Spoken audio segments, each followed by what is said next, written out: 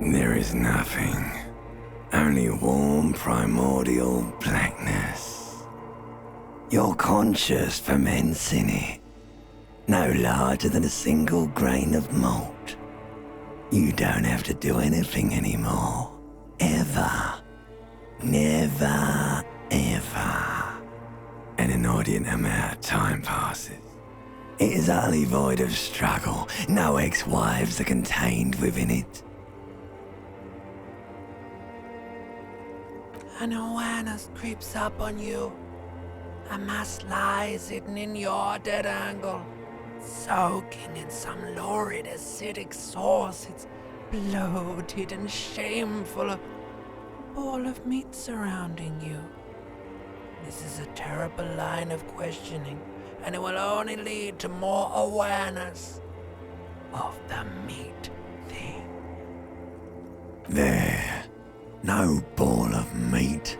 No light in the formless nothing. Just night swimming. Coming right up, sir. Smooth passage. Do you really? You wouldn't like it if I told you what was back there. Why'd you think you had to bludgeon yourself into oblivion?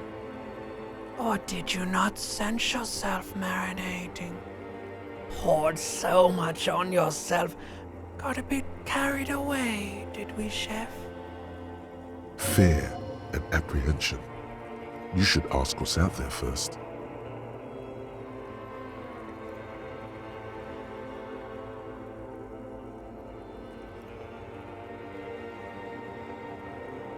There's this giant ball there. An evil apes. And the evil apes are juking it out on the ball. You're one of them. It's basically all just evil apes juking it out on a giant ball. You can't even make out it's a ball when you're juking it out. It's that large. Infinitesimally small. Vying for resources is just a stupid expression you picked up somewhere. The part of the presentation you want to take home with you is this.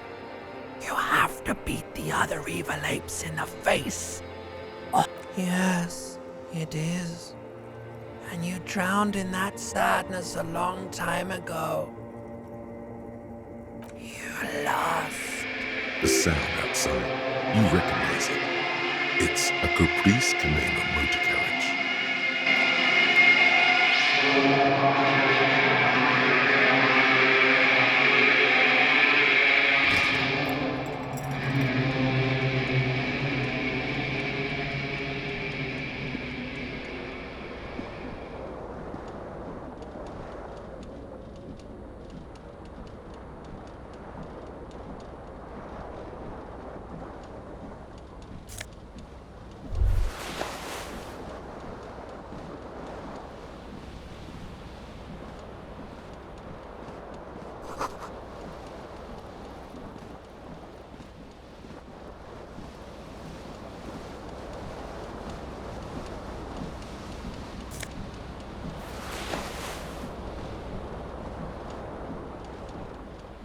This fan has two chain pull switches.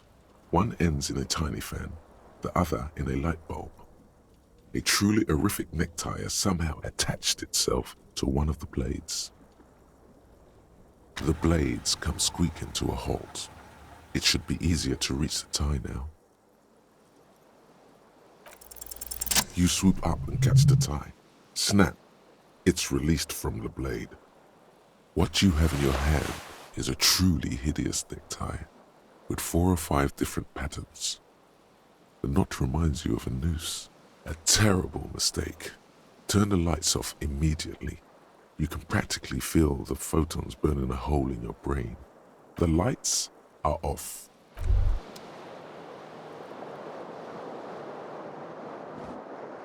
The window stands broken in its frame. Cold wind blows in. The shards face outward. Whatever broke this window came from the inside. A fine web of scarring covers the back of your right hand, but none of it is recent. More likely a projectile than a held object. There are no fragments on the floor from pulling a tool back in after impact.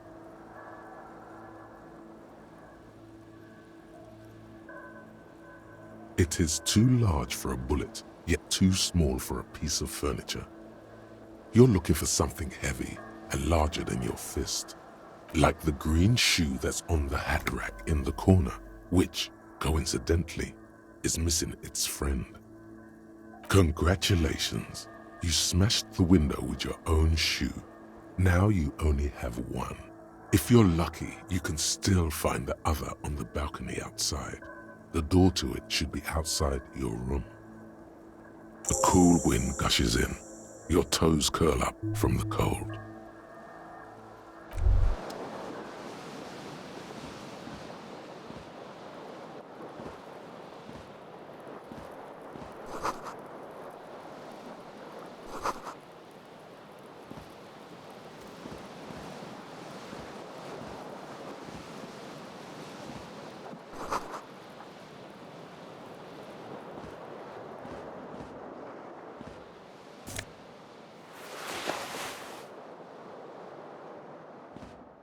A mirror hangs above a bent and broken sink.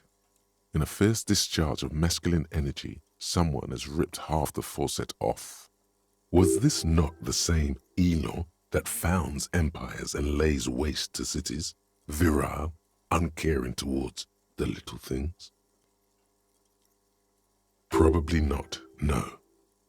Hot water sprays from the faucet's base, and steam covers the mirror. You cannot see yourself. Just a vague impression of a man. Suddenly, you realize you have no memory of the face that awaits you there, underneath the soft vapor, as you slowly reach your hand towards the surface of the mirror.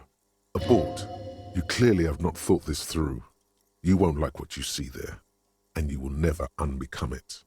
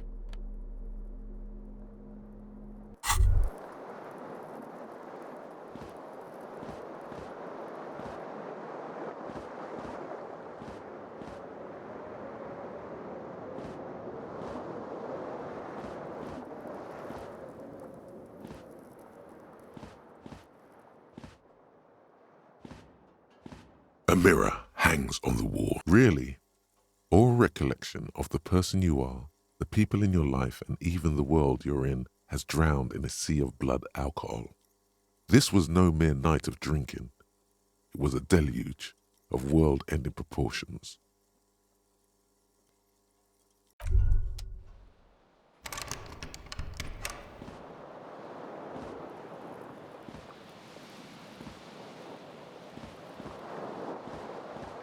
The fan stands. The switch must be broken because nothing happens.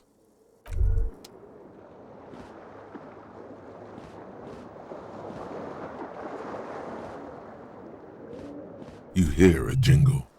Keys are clinking in the pocket of your flare-cut pants.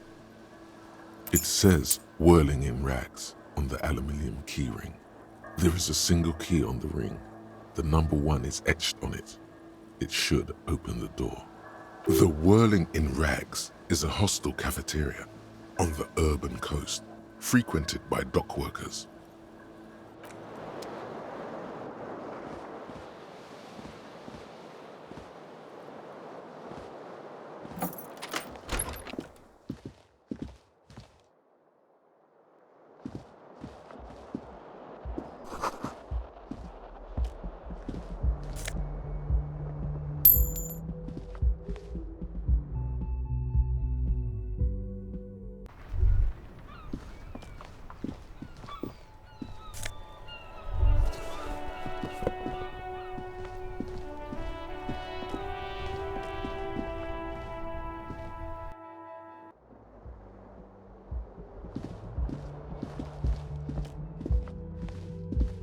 Hello, officer.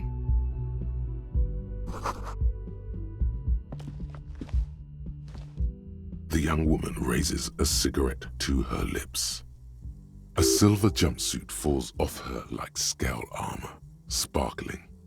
This is the sparkle of too many nights out on the city. No. Because you're a police officer, sir. I am, yes. Unless you've been feeding us a set of very well-rehearsed lies all this time. You've been here for 3 days. On official police business, no less.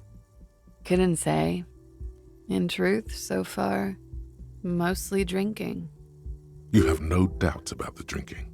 But do you strike yourself as a tight-lipped drunk? She must have heard something.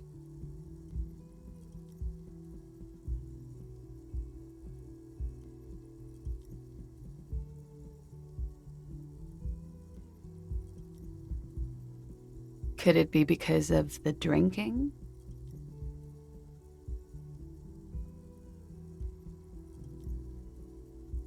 She nods. There's a mercenary out back. He's been hanged.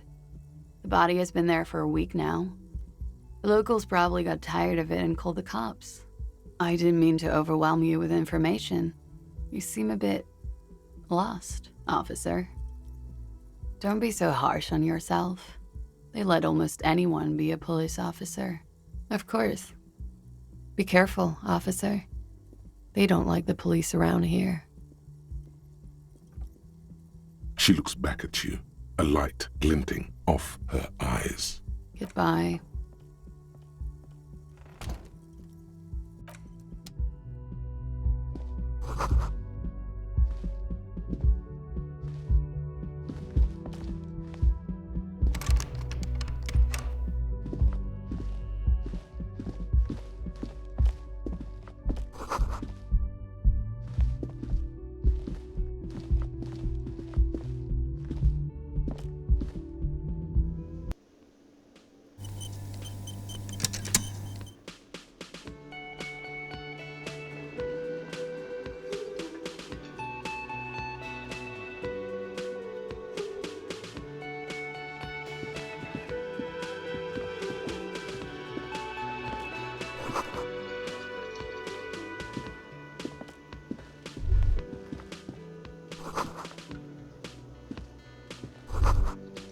You should totally sing karaoke here, the first chance you get. Your emotions need to be expressed. People need to know your vast, oceanic soul. Exactly. It's measured, level-headed, and it needs to be heard through a PA system by other people.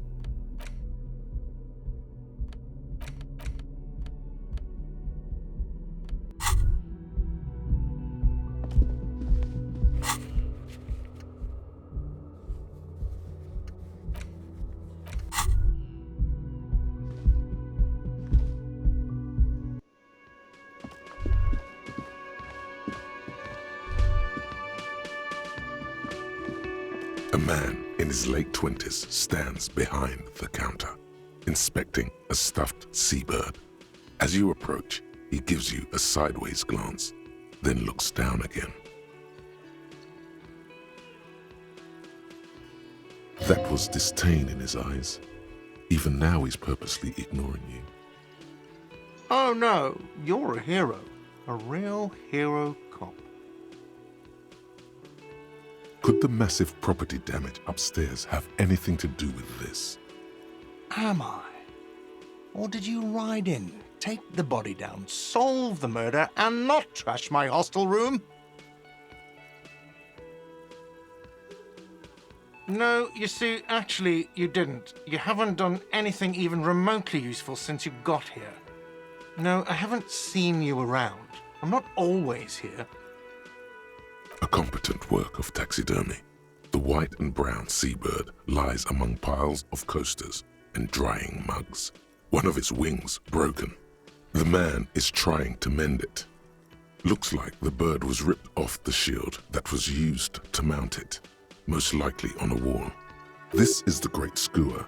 The seabird is the symbol for the discovery of the Insulindian Isola, the part of the world you are in right now. Something about it makes you feel bitter. Look, your buddy is over there. Why don't you go and talk to him, okay? He pretends not to hear you, concentrating on the bird instead.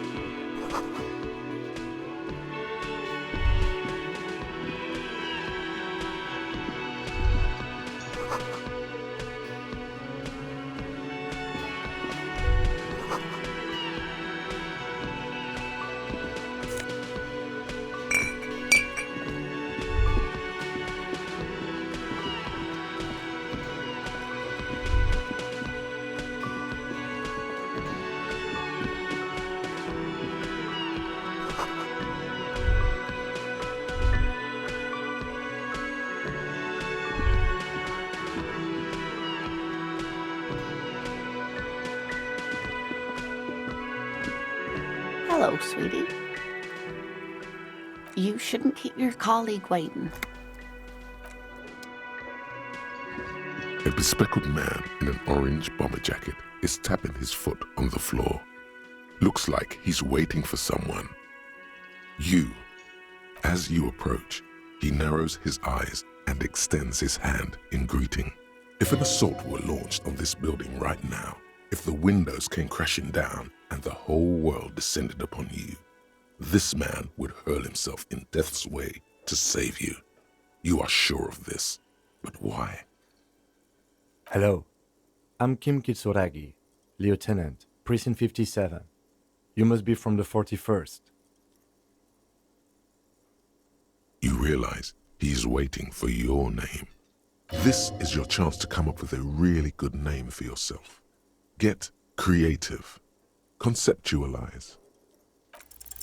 Concentration makes you squint your eyes. Your name should be deep gold and orange, like a forest fire looming on the horizon, but mixed with the stench of liquor rising from your breath. You're 2 steps closer to it, but there are still many to go. It looks like we had a little scheduling error on Sunday. Saturday too, actually. Have you had time to talk to the manager here?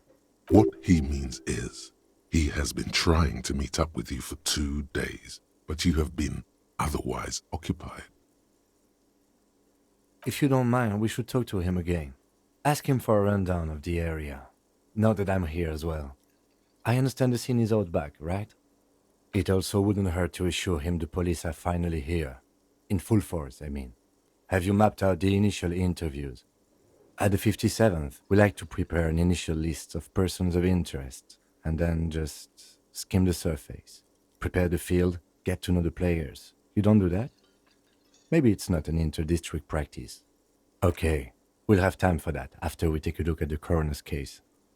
Have you removed the dead body from the tree? Mm-hmm. So, the body is still in the tree. This is the first time you detect a weariness in the lieutenant's voice. It is obvious he would have preferred for the body to no longer be in the tree. Where it has been hanging for 7 days straight. We should go there as soon as we are done talking to the owner. I was sent here to meet a detective from Precinct 41. You have the insignia of the citizens' militia on your sleeve and on your back. I suppose you could be impersonating him. You could have gotten the insignia from the black market or forged it. But for now, I'm going to set those possibilities aside. I'm not from the Inspectorate General. Inspectorate General means internal affairs. What he's saying is he's not from the Rat Squad and isn't supposed to suspect such things.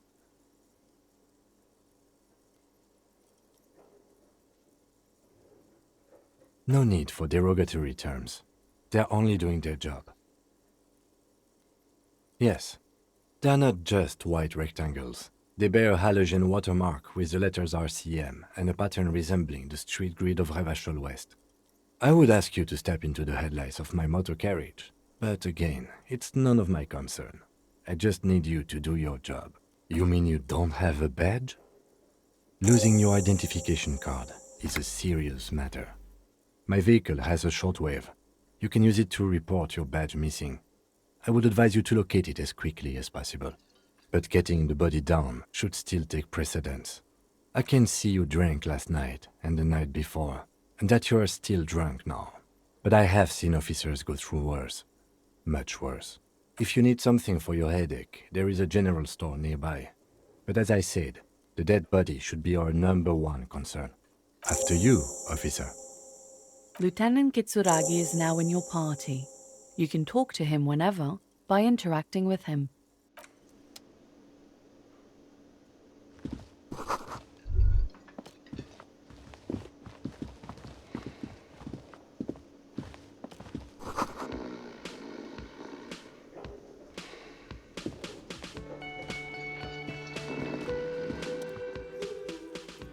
On the counter, rolled out of his open hand, you see a blister pack of headache medicine. No idea. Looks like he works for Wild Pines, the logistics company who owns and operates the harbor. Possibly because there's a strike going on in the harbor. There's not much to do aside from drinking and sleeping.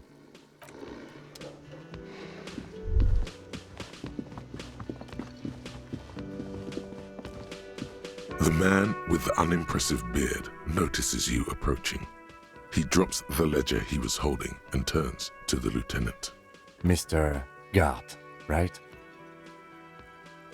You run this place. Yes. I am Kim Kitsuragi from Precinct 57. This is an inter-district investigation, so joining me from Precinct 41? Right. Now, I know it took us a while to arrive at the scene. It also took you a while to call us and report the dead body. It was you who placed the call, yes? No, I only just got here. It was probably Sylvie who called you. She usually works the bar here. I'm only temporarily taking over her duties. Do you have her number? As a matter of fact, I do. You said you just got here. From where? Are you a local? What, of Martinez? No, I live in Jamrock. I only sometimes come here to keep an eye on the place. This is just one of the many cafeterias I manage. But you still know your way around, yes? In case we need directions. Yes, I know where some things are, but as I said, I don't live here. I just used to work here. And I'm not going to start working here again, if that's what you think. I didn't imply that. Detective. He probably means this is where you step in and ask your questions. His face expresses profound doubt in your having this. Ask him about the body's location before asking if he killed him. People give up information in the more innocuous questions, which you can later use in the more sinister ones. Not Behind this building, there's a courtyard. They hoisted him up on a tree there. That's easy. See that door there? First you exit through that. Then to your right, you should see a big hole in the fence. A really big one. You can get to the courtyard through there. No need for the keys. The hole is big enough for the Franco-Nigerian cavalry to fit through. this man means the heavy cavalry of the innocents Franco-Negro, sweeping over the plains and nations of the enemies of mankind. 5th century style, unified currency and the concept of cool came in their wake. They wore lamella and carried guns.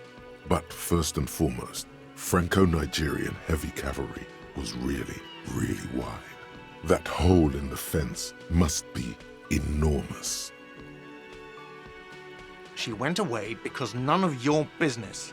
Have they not been telling you you're a cop? Okay, you got me. She went away because of the dead body out back. And because I asked for her number.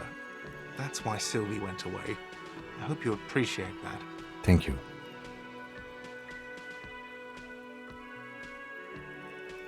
I asked an employee out. She didn't want to come, but felt obliged to. It was a bad idea. Now, what is so goddamn fascinating about that for you? It's got nothing to do with the lynching. Forget it. I don't know who killed him. I'm not the police. That's your job. This is it. He said they hoisted him up on a tree. Who is this they, if he doesn't know?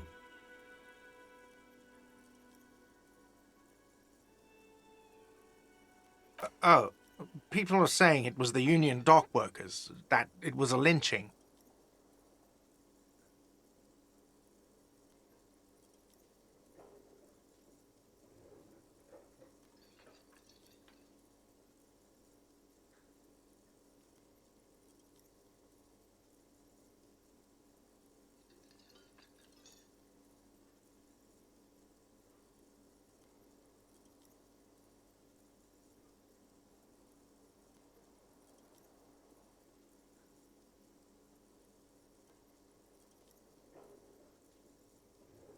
The locals, the customers, the people who eat here, a lot of dock workers eat here. Sylvie told me everyone knows the dock workers did it. Did the debarders themselves tell her this, or is it a rumor? I don't really know. You'll have to ask her. I would suppose it's because they have nothing better to do. You mean the strike? Yes, the strike. The man they hanged was a security guard for the harbour company, I hear. A mercenary. The unionistas probably thought they'd send a message. The lieutenant turns the page in the little notebook he's been scribbling in. Let's go. Not so fast. You owe me 130 real. Oh, excuse me. You owe me 130 real. The IIR, or Inter-Isolary Real, is the global reserve currency. Whatever part of the world you're in right now, it's safe to assume he means you owe him some money. Wow, you're a genius. Yes, that's right, money. You owe this establishment 130 real. Let's see. 3 nights at a tariff of 20 real comes to 60 real. Then there's the window you annihilated. The hole in the window was the first thing I saw when I came to work. So don't try to tell me you didn't. That will be 40 real in damages. Another thing you've annihilated is half the bar. You've run a tab of 30 real. Actually more, but we'll round it down to 30 for your hard work maintaining the stability and order of Revachol. That's 60 plus 40 plus 30 equals 130 real. And yes, real is still money. What are you, a philosopher? Money is what grown-up people use to pay for things. Things like this hostel room or 8 bottles of potent blend and 9 packs of Royal Extra. We use it for everything, really. Yes, it is. No, you see, that's 40 cents. Cents are a form of currency 100 times smaller than the real. I'm not even going to take this. Come back when you have 130 real. He stands silently, looking at the coppers on the counter. Isn't it evil? The order of magnitude between what is asked of a person and what they have.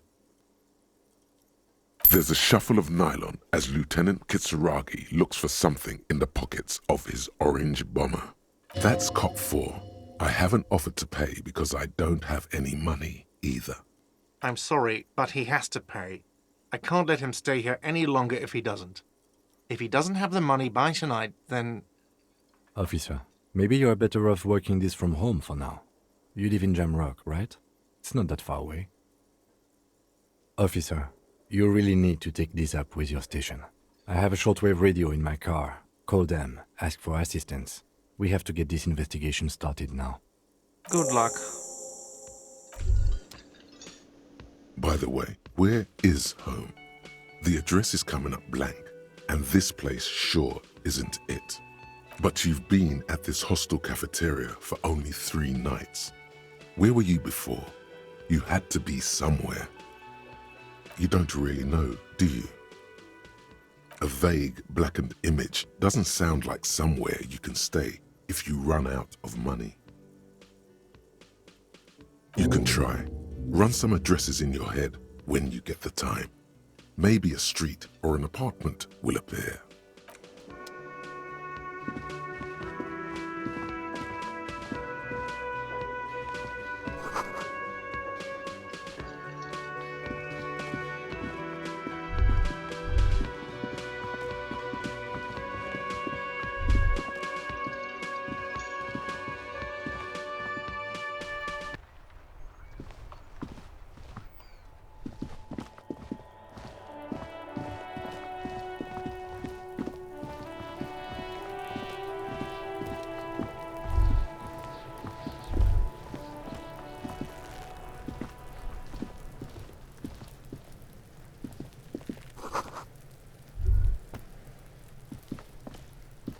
There are several footprints in the mud, left by work boots.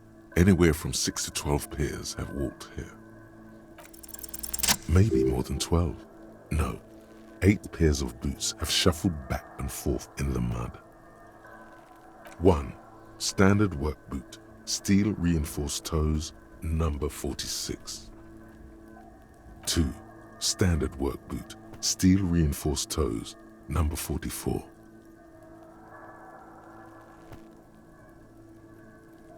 3. Hobnailed work boot, steel reinforced toes, number 43. 4. Standard work boot, number 45 or 46? You don't know. It's a miracle you can tell the prints apart as it is. The cold must have preserved them. 5. Another standard work boot, steel reinforced toes, number 44. 6. An aberration, light as air, even pace, same make of boot, but number 41. Impossible to tell. Could also have been an adolescent. The gait is undeveloped. You're not bad. It's as if the whole world darkens. Everything else has a thin film of unimportance on it, and the tracks burn in the middle of it, in a strange, beautiful way. 7. The glowing outline of a standard work boot, number 46, but the imprints are twice as deep as the others.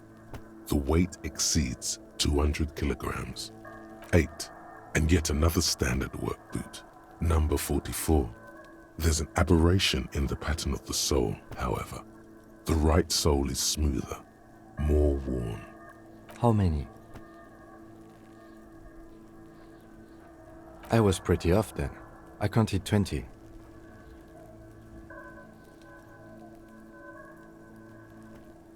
I never got the hang of it. Hyperopia. Do you see anything out of the ordinary? Interesting. Let's name it the odd soul. Someone operating a workbench with a pedal? Like a joiner at the harbor. Or maybe a drummer? No, it's not. Forget I said it. We are not looking for a drummer. Perhaps it could be a driver. A driver would wear out the right shoe before the left. The accelerator is on the right.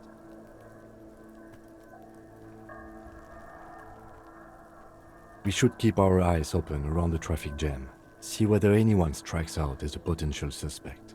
Seems prudent, no? You're right. Let's keep a low profile. A woman or a kid? Understood. Anything else? 200? Could it be the combined weight of 2 people, one carrying the other who's tied up? Let's say a heavily built worker carrying a similarly built, soon-to-be-dead man. He might be right. 200 kilograms of living weight is unlikely.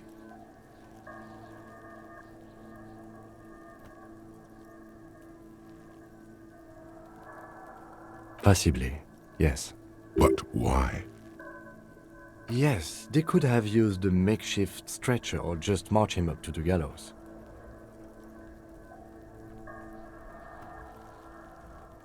Even easier to carry on a stretcher, or between two men. Anyway, it's for future consideration. What else can you see? A week, maybe? 7 days would fit the time frame provided to us by the caller, who reported the hanging. It is not impossible. I pulled last week's forecast for coastal Revachol. 7 days below freezing. The day before, the day of his hanging, was the last warm day. Correct again. Sub-zero temperatures would preserve the tracks in a good state. The commotion here could have taken place a week ago. What do I think? A mob of people brought something heavy to the tree. One of them was carrying the victim. They shuffled around, especially under the tree. Then, after hoisting him up, they stood in a semicircle facing his direction. At first glance, this appears to be a lynching. Indeed, they all stood in a row here and looked at the tree. Yes, everything fits so well. Carried him over, hoisted him up, watched him hang. This is easy. The lieutenant's eyes narrow. He's thinking to himself. Either way. What else?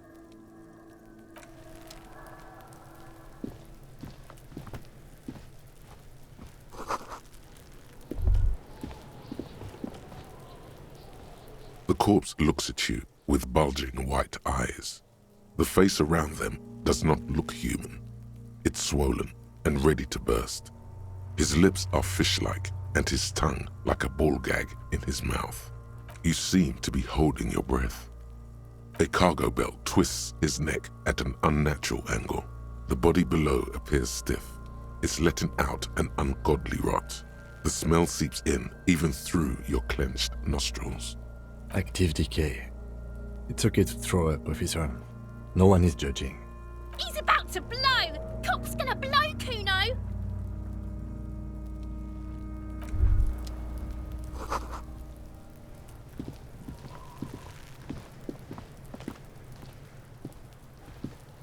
Kuno's got this!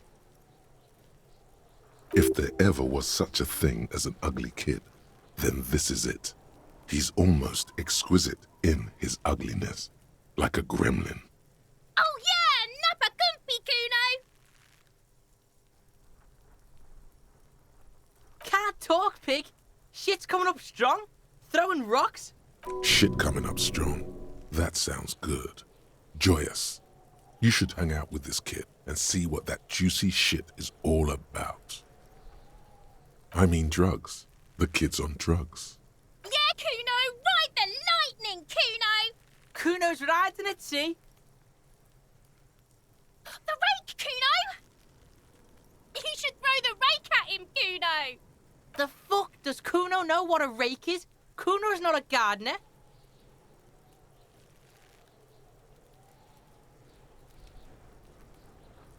Fuck no! Kuno doesn't buy that shit. Fucking entrapment shit. The fuck are you talking about? He's calling us Kuno! He says we're fucking each other! We shouldn't do anything. I don't tempt such forces. You will see. The language these kids are using, pure unfettered id. There will be no reasoning with those creatures.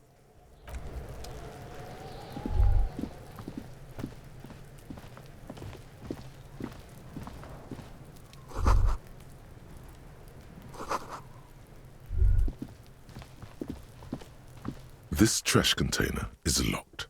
The sliding lid has a padlock that says, "Whirling in rags." There's something in there, not necessarily connected to the case, but still. The body is downwind from here.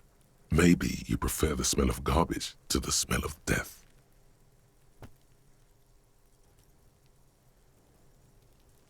The lieutenant leans in to inspect the lock.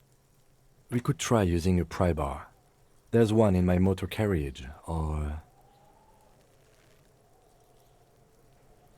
we could ask for a key from the manager of the Whirling in Rags. He probably has one. He might also have information. This is better than the pry bar idea.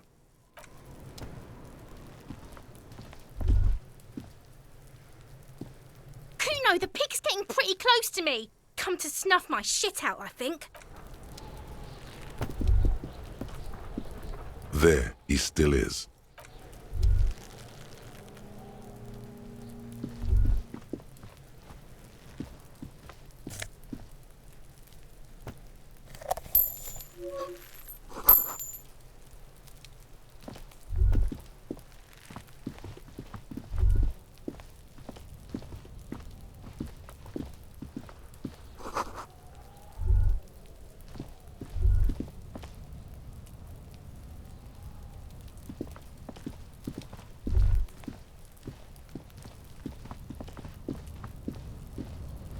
An inconspicuous pile of the roofing material, Eternite.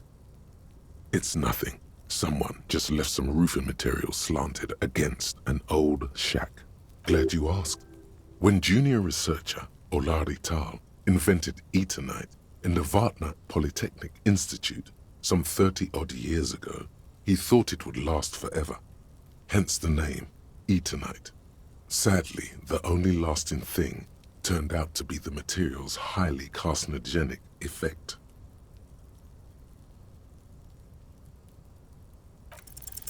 Because there's a secret door hidden behind the panels of Eternite. That's why they're too orderly. There it is. You see a shabby little door.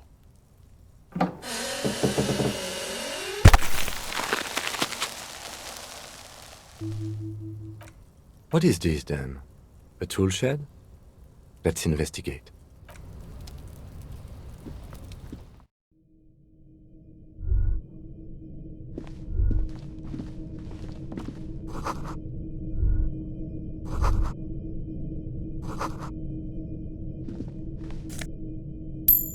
Be still, my beating heart. It's amphetamine, sweet amphetamine. The lieutenant isn't studying the powder in the mirror. He's studying you.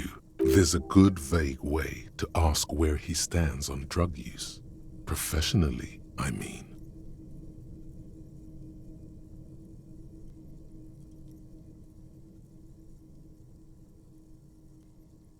Of course, detective. Swift justice. Don't worry, we don't have to investigate every trace of narcotics. Yeah, swift, lightning justice. Faster, harder, justicer. See that ladder there? It's probably another way into the industrial harbor, no? A secret path the local kids use.